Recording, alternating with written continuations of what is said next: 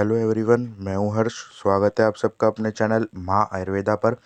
दोस्तों, आप सब नीट एस्पिरेंट के लिए आज की इस वीडियो में मोस्ट इम्पॉर्टेंट जो प्रीवियस ईयर क्वेश्चन है और जो इस बार एक्सपेक्टेड क्वेश्चन है जो इस बार आ सकते हैं नीट 2025 में, तो उस क्वेश्चन को हम डिस्कस करेंगे।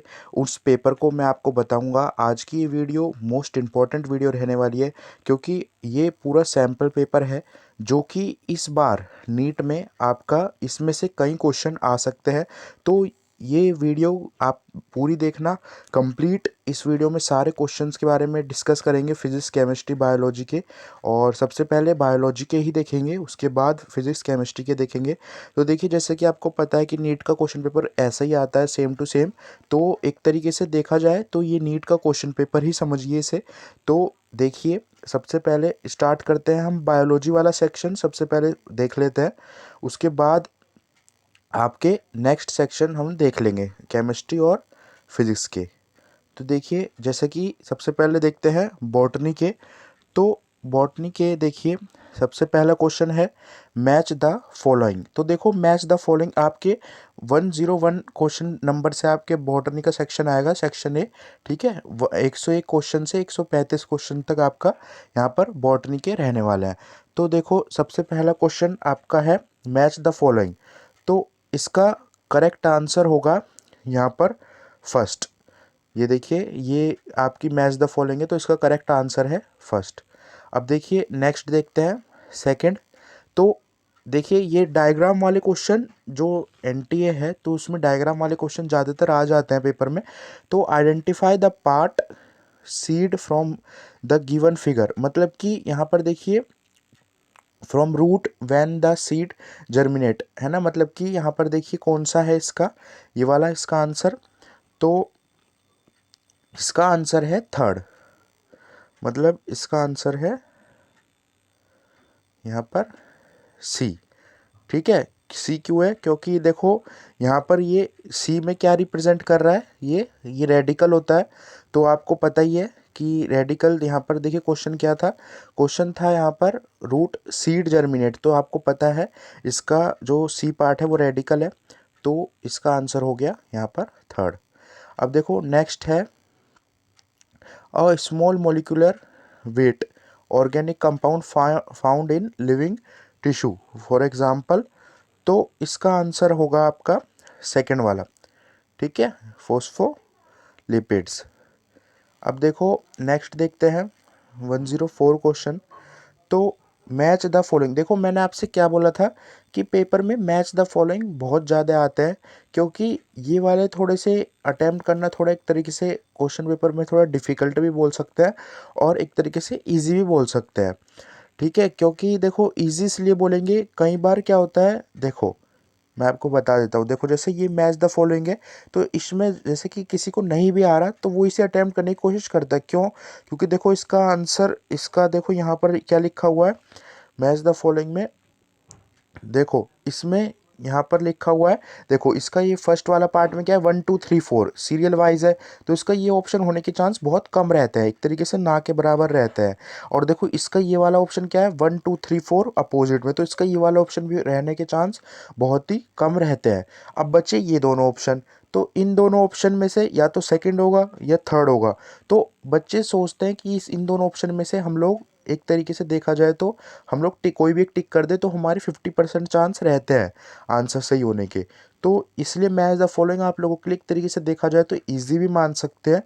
तो देखो, इसका आंसर है यहाँ पर थर्ड वाला। ठीक है, तो इसका है सी पार्ट। अब देखते हैं नेक्स्ट क्वेश्चन। तो नेक्स्ट क्वेश्चन है a transcription unit in NDA is defined as primary by 3 region. ठीक है, डीएनए रिस्पेक्टेडली। तो इसका आंसर होगा, फिफ्थ वाले का जो आंसर है वो है फोर्थ। ठीक है, प्रमोटर, ठीक है, स्ट्रक्चरल जीन्स और टर्मिनेटर। तो इसका आंसर है डी पार्ट। अब देखो नेक्स्ट है, देखो इसका आंसर होगा यहाँ पर थर्ड वाला। ठीक है, डज नॉट इफेक्ट, ठीक है, इसका आंसर होगा आपका थर्ड पार्ट। अब देखो नेक्स्ट क्वेश्चन देखते हैं। तो these are regarded as major cause of biodiversity loss, तो इसमें से कौन सा होगा, ठीक है। देखो ये फिर से एक तरीके से देखा जाए तो एमसीक्यू टाइप ही आ रहे हैं ये, मतलब आपको देखो चॉइस वाले ओनली ए ओनली बी, तो ये वाले जो क्वेश्चन रहते हैं इन्हें आप अटेम्प्ट कर सकते हो इजीली। तो इसका आंसर होगा यहाँ पर फोर्थ पार्ट, ठीक है, A B and D only, ठीक है। यहाँ पर करेक्ट ऑप्शन बताना था आपको कौन से करेक्ट है। तो ये आपको इसके वो दिए गए थे मेजर कॉज, तो इन में से कौन सा कॉज आपका होगा, तो इसका आंसर होगा डी पार्ट। अब देखो नेक्स्ट देखते हैं हम।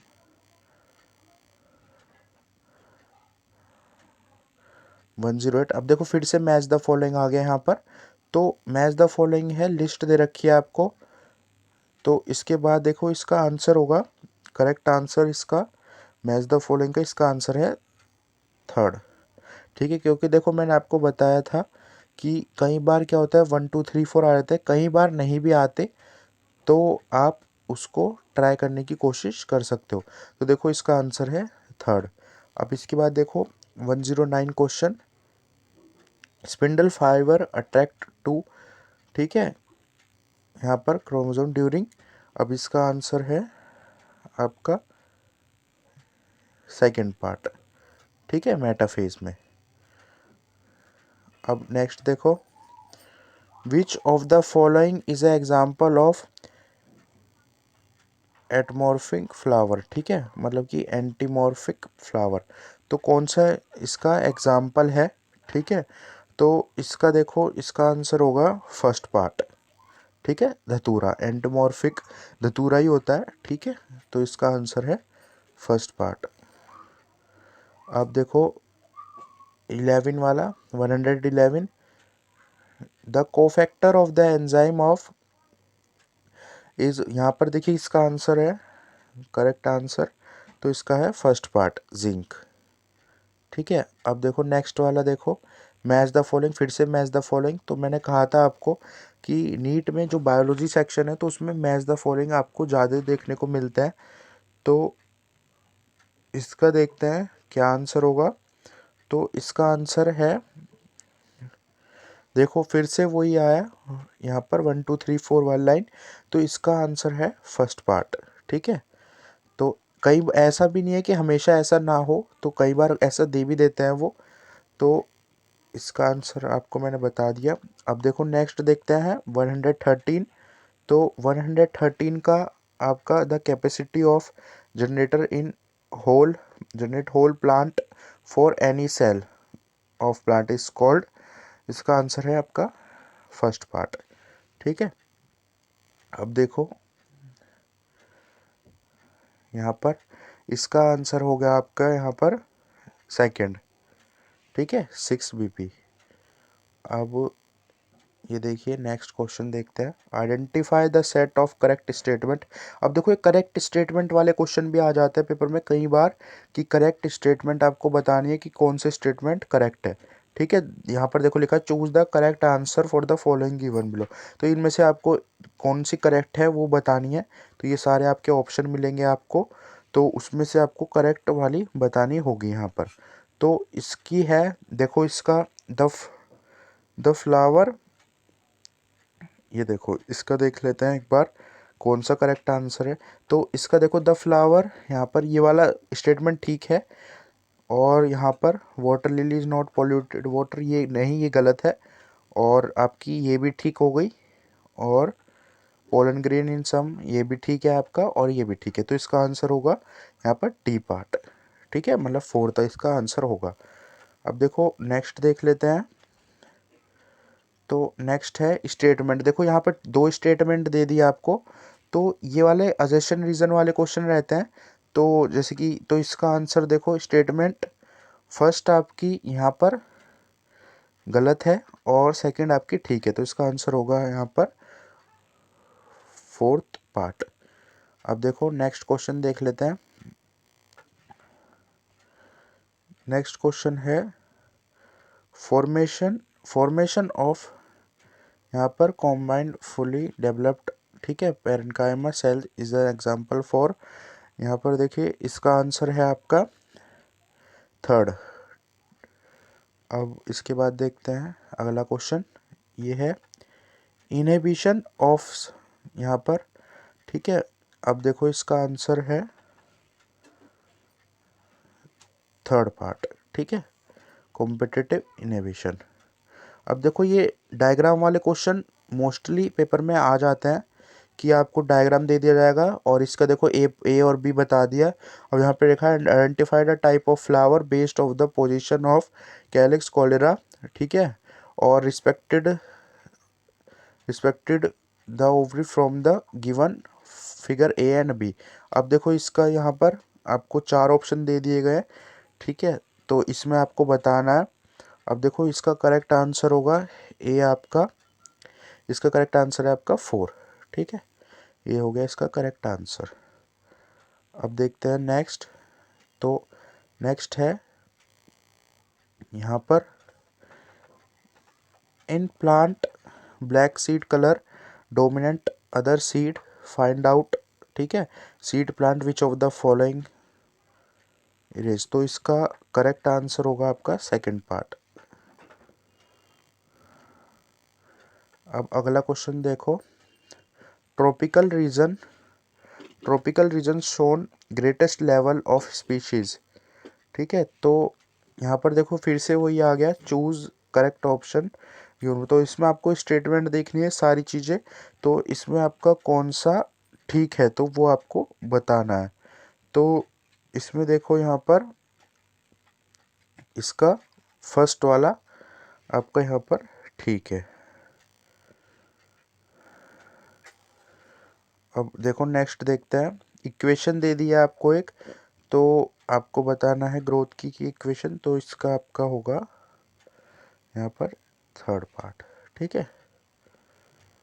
नेक्स्ट देखो फिर से डायग्राम आ गया, तो अब इस डायग्राम में देखो देखते हैं हम, in the given figure which component has thin outer wall highly thickened inner wall, तो कौन सी ऐसा कंपोनेंट इसमें थिक आउटर वॉल है और जो अंदर की वॉल है वो बहुत ही पतली है।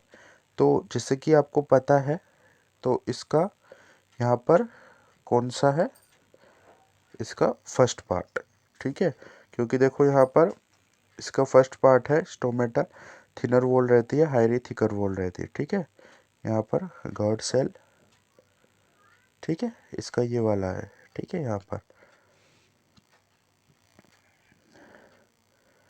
अब देखते हैं इसके बाद नेक्स्ट क्वेश्चन 124, तो देखो इसका आंसर है आपका, देखो स्टेटमेंट वाला आ गया है, स्टेटमेंट आप देखो, क्रोमोसोम हैव ग्रेजुएटेड बेसिस, तो इसका आंसर होगा आपका यहाँ पर